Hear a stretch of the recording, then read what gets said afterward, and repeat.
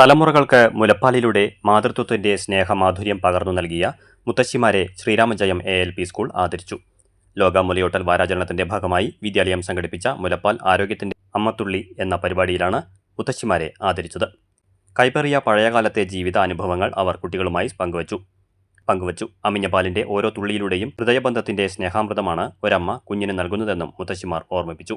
കൂലിപ്പണിക്ക് പോകുന്ന കാലത്ത് 10 മണിക്കും ഉച്ചയ്ക്കുമൊക്കെ വീട്ടിലേക്ക് ഓടി വന്ന് കുഞ്ഞുങ്ങൾക്ക് മുലപ്പാൽ നൽകിയിരുന്ന ഭൂതകാലം ഒക്കെ അവർ ഓർത്തെടുത്തു. എത്ര വളർന്നാലും രക്ഷിതാക്കളെ കൈവിടരുതെന്ന് അവർ കുട്ടികളെ ഓർമ്മിപ്പിച്ചു.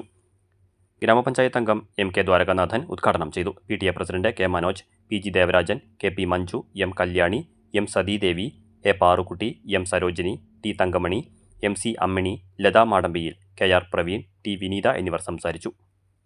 പെൺകുട്ടികൾ പൊൻകുട്ടികളാണ് എന്നാണ് അമ്മ പറഞ്ഞത്. എന്താ പറഞ്ഞത്? പെൺകുട്ടികൾ. അതൊരു വല്ലാത്ത സന്ദേശമാണ്. 4 പെൺകുട്ടികളെ പ്രസവിച്ച ഒരമ്മ, ആ പെൺകുട്ടികൾ എൻ്റെ പൊന്നുകൊണ്ടുള്ള പെൺകുട്ടികളാണെന്ന് പറഞ്ഞെങ്കിൽ സമൂഹത്തിനുണ്ടെന്ന് വലിയൊരു സന്ദേശമുണ്ട്. അതുകൊണ്ട് പെൺകുട്ടികൾ ആൺകുട്ടികളെ പോലെ തന്നെ ഈ സമൂഹത്തിന്റെ സമ്പത്താണ്, സൗന്ദര്യമാണ്.